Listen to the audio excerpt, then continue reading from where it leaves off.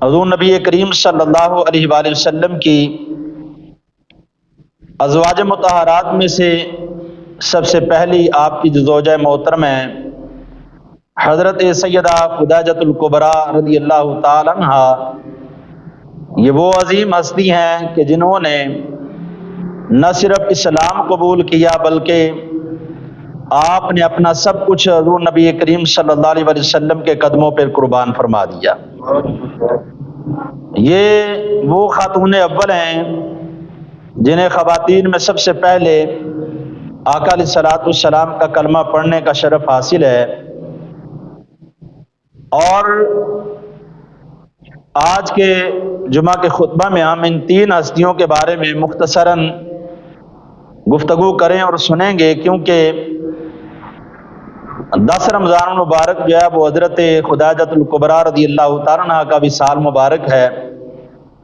اور 17 رمضان المبارک حضرت ام عائشہ صدیقہ رضی اللہ تعالیٰ عنہ کا وصال مبارک ہے، اور 3 رمضان المبارک خاتون جنت حضرت سیدہ فاطمہ الزہرا رضی اللہ تعالیٰ عنہ کا وصال مبارک ہے۔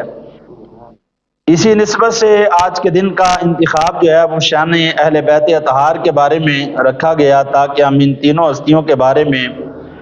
کچھ جان اور سن کر اپنے کردار کو، اپنے اہل خانہ کے، اپنی بیٹیوں کے کردار کو سنوارنے کی کوشش کر سکیں۔ جس وقت لوگ اسلام کا نام لینے سے ڈرتے تھے، تھوڑی بات کھولیں، جس وقت لوگ حضور نبی کریم صلی اللہ علیہ وآلہ وسلم کی بارگاہ عالیہ میں حاضر ہونے سے ڈرتے تھے، کلمہ پڑھنے سے ڈرتے تھے، ان حالات کے اندر حضرت سیدہ خدیجہ الکبریٰ رضی اللہ تعالیٰ عنہ نے اسلام قبول فرمایا، کیونکہ کفار کا اس وقت جو زور تھا اور ہر طرف سے ان کی طرف سے سازشیں اور پراپیگنڈے جاری تھے، اور جو بھی اسلام قبول کرنے کا نام لیتا اس پر شب و ستم کیا جاتا، اس پر ظلم ڈائے جاتے، طرح طرح کی سزائیں اس کو دی جاتی۔ حضرت سیدہ خدیجہ الکبریٰ رضی اللہ تعالیٰ عنہ یہ وہ خاتون اول ہیں کہ جنہوں نے ابھی کلمہ نہیں پڑھا تھا، تو اس وقت بھی آپ حضور نبی کریم صلی اللہ علیہ وسلم کے چرچے سن کر، حضور علیہ الصلوۃ والسلام کا ذکر خیر سن کر، آقا علیہ الصلوۃ والسلام کی امانت اور آپ کی دیانت کے بارے میں سن کر آپ سے بے انتہا محبت کرتی تھی۔ حضرت سیدہ خدیجہ الکبریٰ رضی اللہ تعالیٰ عنہ خاتون ہونے کے باوجود ایک بہترین تاجرہ بھی تھیں، لیکن یہ کمال ہے کہ جن کا انتخاب آقا علیہ الصلوۃ والسلام کی ذات اقدس کے لیے اللہ رب العزت نے فرمایا، وہ خاتون پہلے سے ہی باحیا ہیں۔ حضور نبی کریم صلی اللہ علیہ وسلم کے نکاح میں آنے سے پہلے ہی باحیا ہیں۔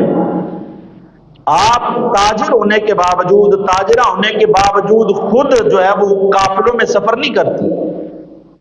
آپ پیسہ لگاتی اور آگے کسی کے ساتھ بھی طے کر لیا جاتا کہ جب تم میری تجارت کا سامان لے کر جاؤ گے، اس سے جو ہمیں نفع حاصل ہوگا اس کا کتنا فیصد تمہارا ہوگا۔ آپ خود جو ہے وہ سفر نہ کرتی بلکہ مختلف تاجروں کو آپ اپنا مال تجارت دے کر بھیجتی۔ حضرت خدیجہ الکبریٰ رضی اللہ تعالیٰ عنہ کو جب حضور نبی کریم صلی اللہ علیہ وسلم کی ذات اقدس کے بارے میں معلوم ہوا، تو آپ نے اپنے غلام حضرت میسرہ، جنہوں نے بعد کے اندر کلمہ پڑھا، آپ نے ان کو بھیجا کہ جاؤ، محمد صلی اللہ علیہ وسلم کے بارے میں بڑا سنا گیا ہے، تو لہٰذا آج تجارت کا جو مال ہے وہ انہی کے ہاتھ ہم فروخت کریں گے۔ حالانکہ تاجر حضرات جب کسی کا انتخاب کرتے ہیں تو اس کا انتخاب کرتے ہیں جو تجارت کے بارے میں جانتا ہو، جو بہترین تاجر ہو وہی بہترین نفع دے سکتا ہے۔ حضور نبی کریم صلی اللہ علیہ وسلم کی ایمانداری، آپ کی دیانتداری کا تذکرہ سن کر حضرت خدیجہ الکبریٰ رضی اللہ تعالیٰ عنہ نے یہ فیصلہ فرمایا،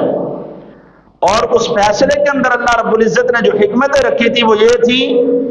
کہ آج تو مدینے والے تیرے مال کے تاجر بن کر جا رہے ہیں،